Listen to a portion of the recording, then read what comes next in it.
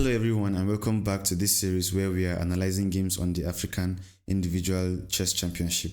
If you have missed out on the previous games, the analysis of them, I put the link up here so that you will be able to check out the games.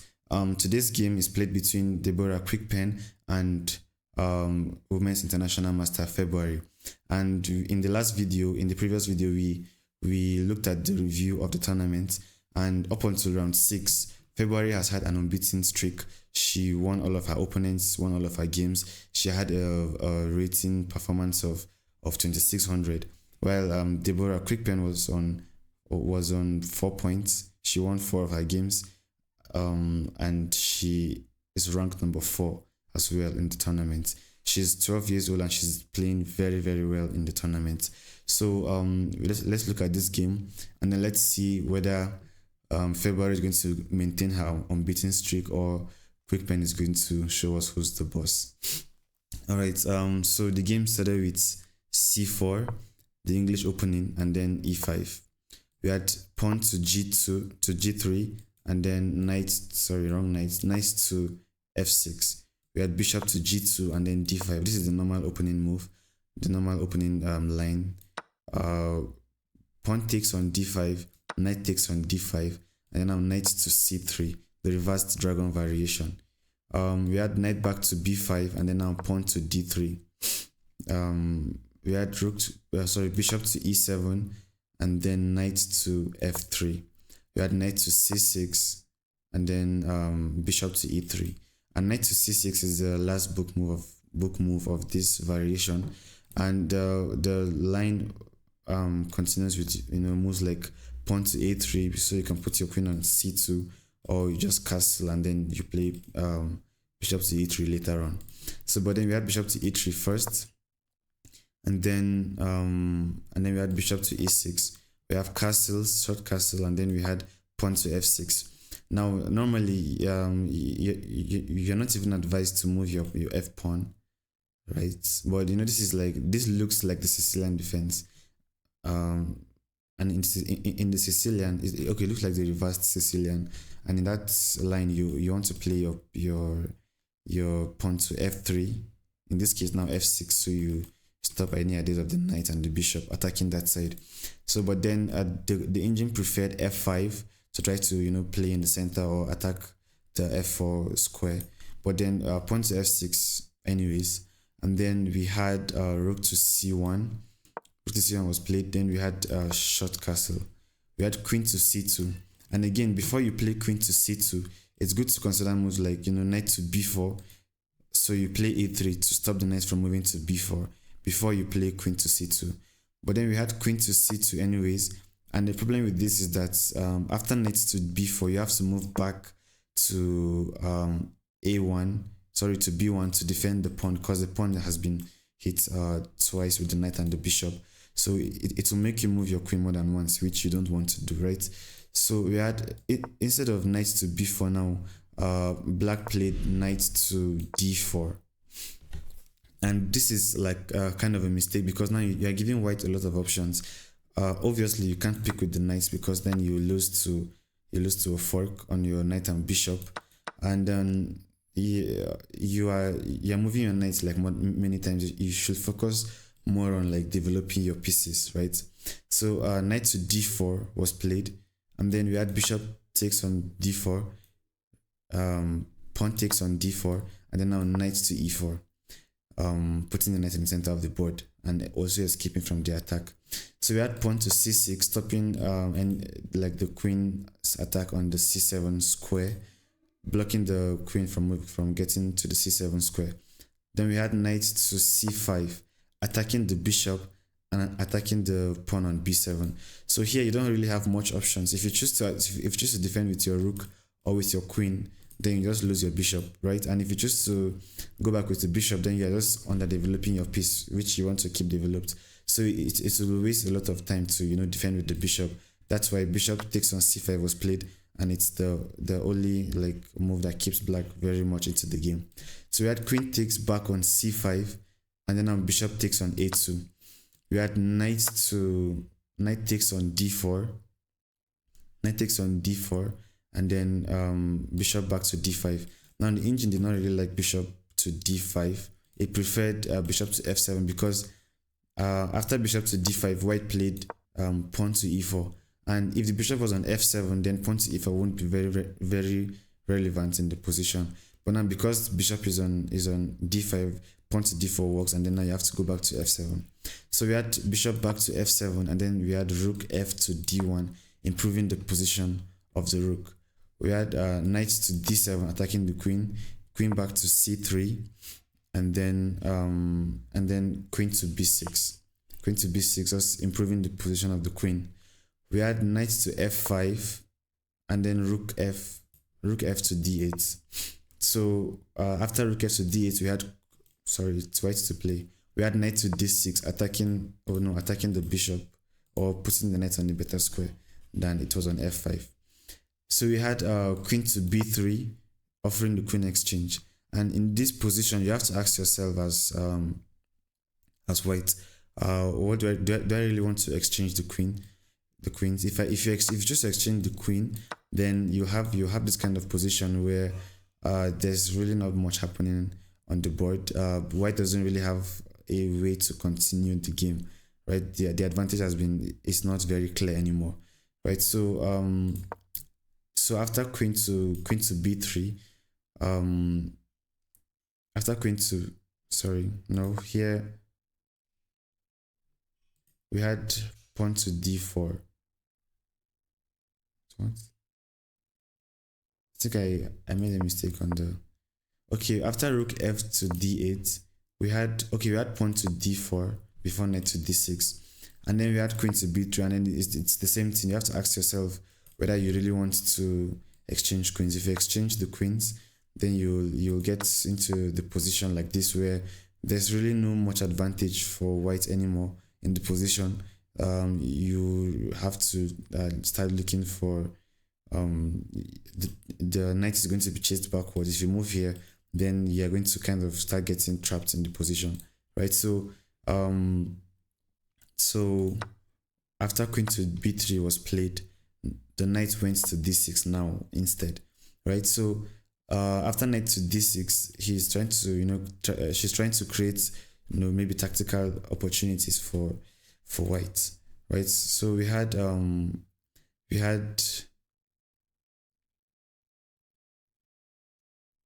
looking for the moves. Yeah, we had rook a to b8, because if you don't play rook a to b8, if you play a move like, let's say you play this move for example, then the queen is going to take. After the bishop takes, then you can gladly grab this guy, right? So that's why rook a to d8 was played, but then it was still an inaccurate move or a mistake. So rook a to d8, and then the reason why it's inaccurate is because now white can take on f7, right? If you take with the queen, then we'll have d5, and then now white is in a very good position to open up the position. Is in a very good situation to open up the position, right? So and if you choose to capture the queen after, then the knight is going to move here, check. After the pawn takes, you can take with your pawn or with your rook, whichever one works. And now you've gotten to this position where black has 3 pawn islands. If you take with the pawn, if you take with the pawn, then you have like a very good pawn structure, and then black is going to have to fight against to play with the weaknesses on the board, right? So that's why rook to b8 was not a very good move by black. So we had rook to b8, and then instead of playing knight takes on c3, white played pawn to f4, right, trying to open an attack on the king side. So we had knight to b6, and then now knight takes on f7 doesn't really work as much anymore, because even after knight takes on f7, and then we have queen takes on f7, you can't push f5 because of the knight on b6, right? And if you, as black here, if you choose to take with the queen, then we arrive at the same position as before, where the knight will move to h6, you take with the pawn, and then after you take, you have a very good pawn structure, whereas black does not have a good pawn structure. So so we had knight takes on f7, and then queen takes back on f7. We had rook to d3, improving the position of the rook, and then now pawn to f5. So pawn to f5 is the best move, but for me, I feel like white wants to get the e5 square. So by playing pawn to f5, you are inviting black to play pawn to e5. But anyways, and then now white has even a passed pawn, which is going to be trouble for black probably in the future. So we had pawn to e5, and then now knight to d5, attacking the queen. We had queen to c5, and then now pawn to a6. So I don't really know what black was trying to get with pawn to a6, but we had pawn to a6 anyways. And then we had rook to e1, trying to see if the pawn can be pushed forward to go to queen. We had queen to e6, and then now rook back to c1. We had pawn to g6, trying to strengthen the king side, and then we had queen to a5. Queen to a5, queen to e7. Queen to e7 was played, and then now we had queen back to a2.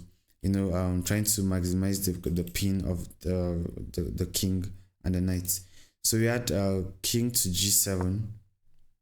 King to g7 because rook to c5 was threatened, and it's going to put a lot of pressure on the knight. So king to g7 was played so the knight can move later on. We had queen to b3, and then knight to b4. Knight to b4, attacking the rook. We had rook to d2, and then now knight back to d5. We had rook to c5, and then now knight to c7. Queen to e3. Now queen to e3, I do not know why white played queen to e3, because you are moving very far away from where the action is happening, and there is even no there's no continuation here. The move did not make sense to me, as I said, but probably she was tired or I don't know what she wanted to get with queen to e3. So we had queen to e3 anyways on the board, and then now knight to e6. Knight to e6. Rook back to c2, and then now knight to c7. Then we had rook back to c5. And I think in this position now, they both were considering to take a draw. And I think it was black who was actually wanting the draw more, but white wanted to keep on playing the game. So they shuffled the moves. We had knight back to e6 again, and then we had rook to c4 now. This is white telling black, I don't want to take the draw against you. I want to keep fighting, right? So we had knight back to c7, and then now rook to f2, just improving the position of the king since we're getting into the end game. We had knight to d5, attacking the queen, and then now queen back to b3, bringing the queen back into the game. We had queen to e6, just improving the queen's position, I guess, or helping the knight to have more defense. We had rook to d3, improving the position of the rook, and then pawn to h5. So pawn to h5 was played. I think black was trying to gain space in the position, but then it's I don't know. There's really nothing for black to grab here in the position. But then yeah, black played pawn to h5, trying to grab space in the position, and then we had rook to c5, putting pressure on the knight. And now the knight, you cannot really move with the knight. Well, you can move, but then we'll have like d5 and stuff, because this d5 square is very, very, very, it's being looked at like many times with white's pieces. So you don't want to mess with white getting to d5. So you had king to h6, which was black's first mistake, or second or third, I don't know. But this was what started making black lose the game very well. We had bishop takes on d5, and now pawn takes on d5, and now black has basically solved all of white's problems. In this position now is completely winning for white, or white has a very large advantage in this position, because first of all, this pawn was weak. This pawn was a weak pawn. If you look at the previous positions, this pawn was a weak pawn because the file was still open for black to attack the pawn. But now when black allowed white to capture the knight, then now we have the pawn is no longer, you can't attack the pawn. If you want to attack the pawn, then you have to attack from the side, and now the side is being blocked by white's rook, so you can't really attack the pawn from the side, right? So and then now you've helped white to open up this side of the board, which was black's plan, right? In the English Open, you want to attack on the queen side. So we had after pawn takes on d5, you had rook to c7. Here you can even choose to even double up your rooks first before you even move your rook to d7, because there is no stopping the rook to moving to c7 currently. So we had rook to c7 anyways, attacking the pawn and the 7th rank of the board. And then we had pawn to b5, rook to c3, doubling up the rooks, and then now queen to b6. And the position was completely lost for black in this position. So I would like to give you a couple of seconds to pause the video and try to find the right move for black in this in this position. Let's give you some seconds. All right. If you're able to find the move and see the weakness in the position, then that is very good for you. Kudos, you're an excellent weakness exploiter. So in this position, white played queen to b4, and this is the one of the, like, okay, it's the best way to continue the game, because there's a weakness now on this whole file, on this whole diagonal rather, and you want to try to maximize that weakness. The queen, when the queen was on this square, she was like stopping the queen from being able to move to any of these squares. But then when she moved to b6, it gave black the opportunity to play queen to b4. So we had queen to b4 on the board, and then queen to b4 on the board, and then now queen back to e6, because I'm sure that white saw, oh, I made a mistake, and then decided to go back, but it was already too late, because now we had knight to c6.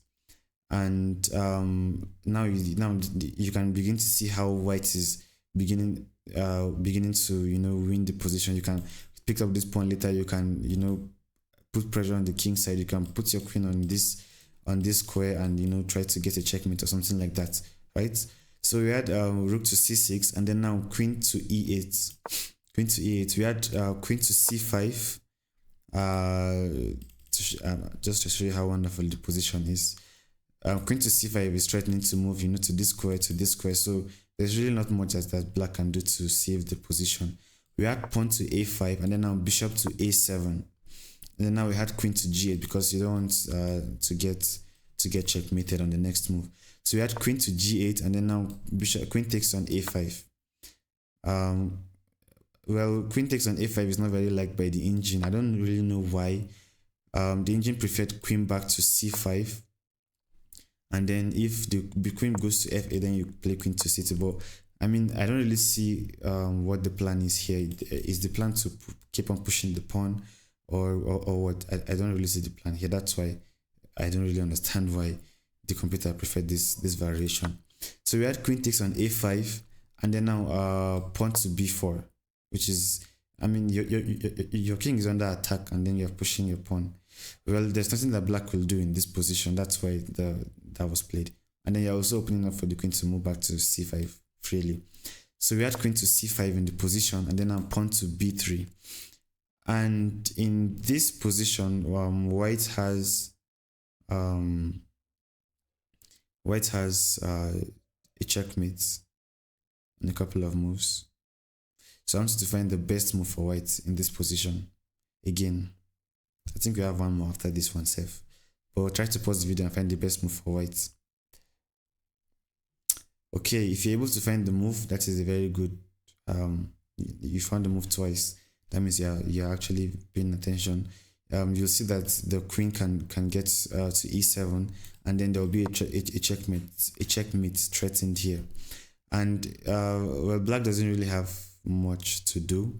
If black plays rook to d7, then you just capture, and then you are still threatening the square. You have to sacrifice the queen again, and then you capture the queen itself and even have enough time to give a checkmate, to deliver a checkmate here. If the rook blocks, then you can just give checkmate like this, right? So after the queen went to c, okay, so women's international master February. She resigned at some point, but I think I don't know which at this point she resigned. I think it was after the queen moved to e7 that she resigned the game. So I really want to commend Deborah Quickpen. She saw the weakness that white created in the position, and then black created rather, and then she took advantage of it, because after this move, that's when black's position began to crumble, because now you've allowed whites to actually succeed.